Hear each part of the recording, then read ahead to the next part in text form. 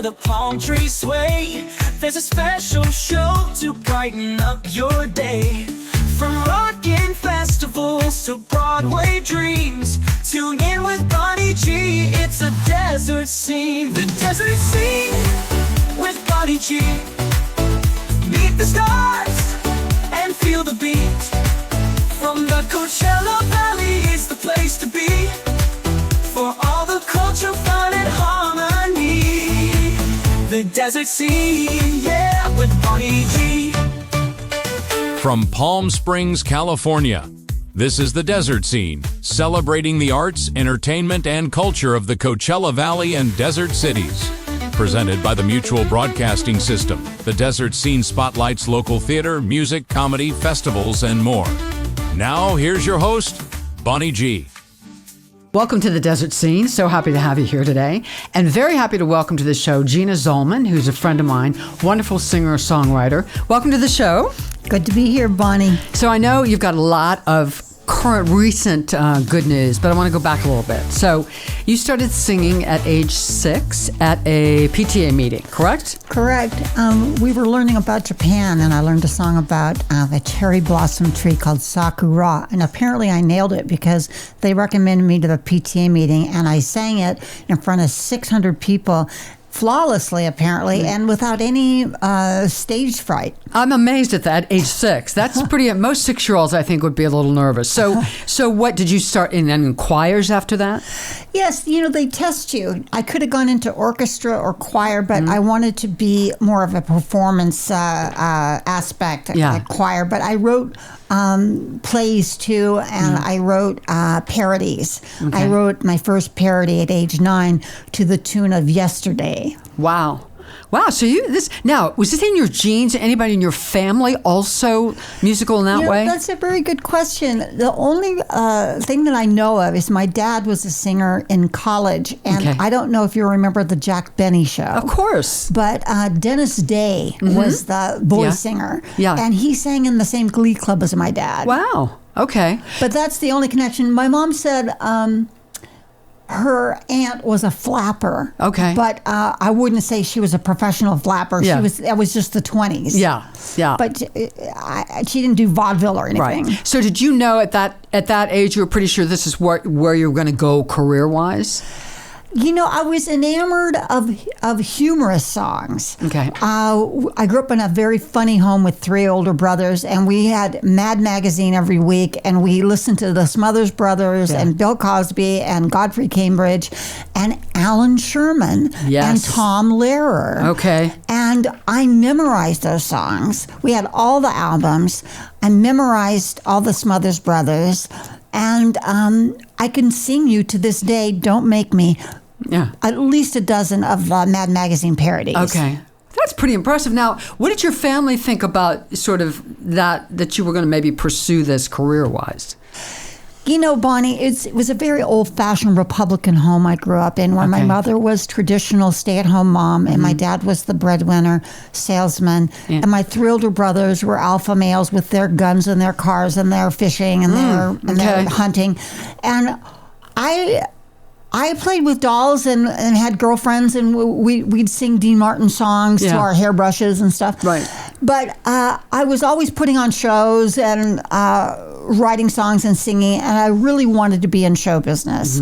But I was a second-class citizen like my mother in this traditional home. And I was supposed to take care of my brothers and make their beds and feed them. And even though I excelled at school, even though I got into a private girls' high school that was hard to get into, even though I went to UC San Diego, which you had to be a scholar to get into because very competitive, it wasn't until I became a stockbroker trained on Wall Street that my family thought, well, maybe she isn't just somebody to make the beds and cook. And they were not pleased when this happened. It was like how did we miss that? Why didn't we snuff that out a long time ago? So tell me about when. So did you become a stockbroker like right after college?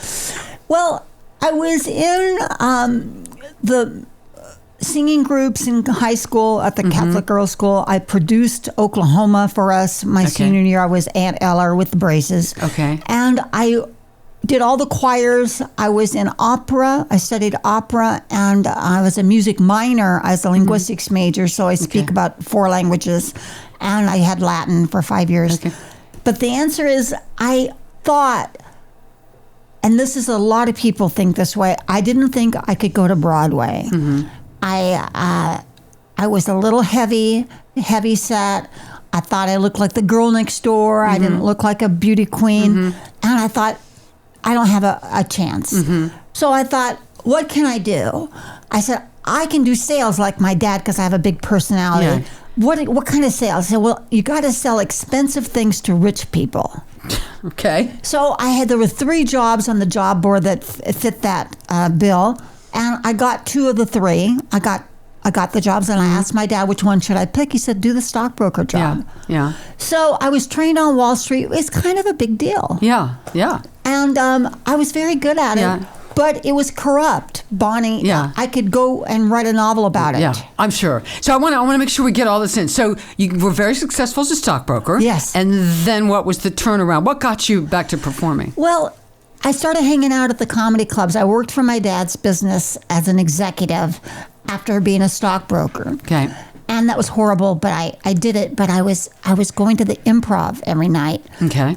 Drinking my Diet Coke, sitting next to Christopher Lloyd and Demi Moore, and I got to know Robert Blake, and Rosie O'Donnell was there.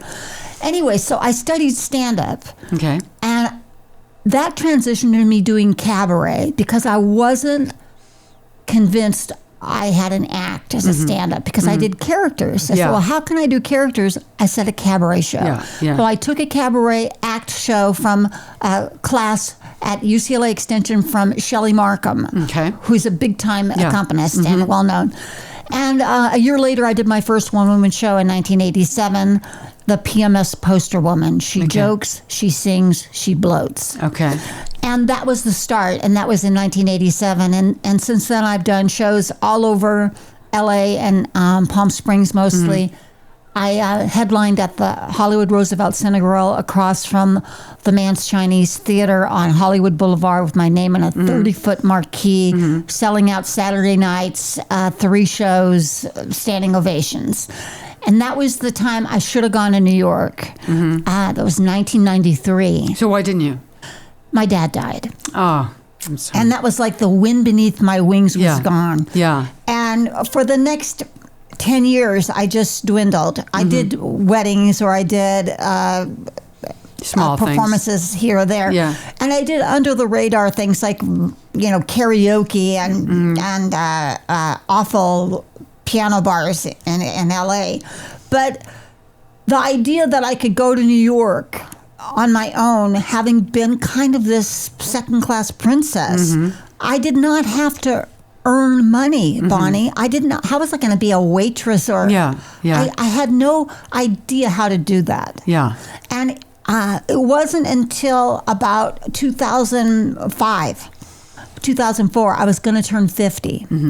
So I tell you what I did. I got a gal. Do you remember Irene Soderbergh? Of course. Her girlfriend, Cindy Kendall, was a videographer for Irene and did all of her little cute videos. I said, Cindy, I'm going to have a comeback. Film me.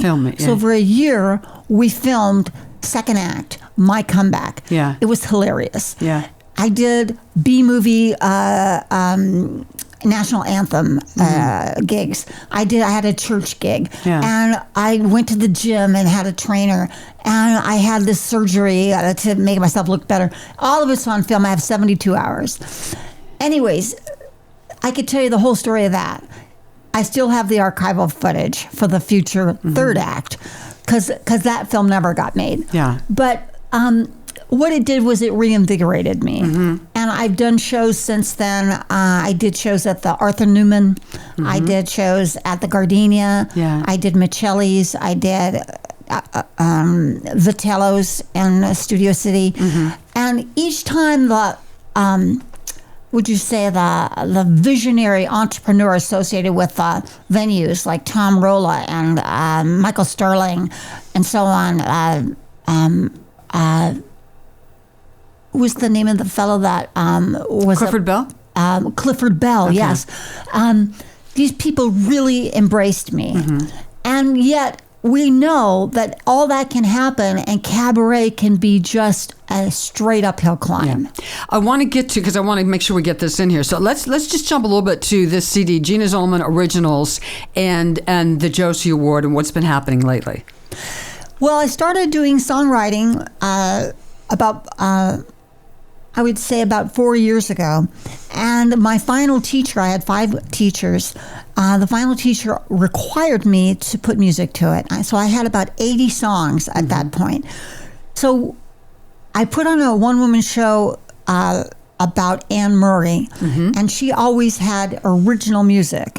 So I wrote songs for Anne Murray, and I got my final teacher to be my co-writer.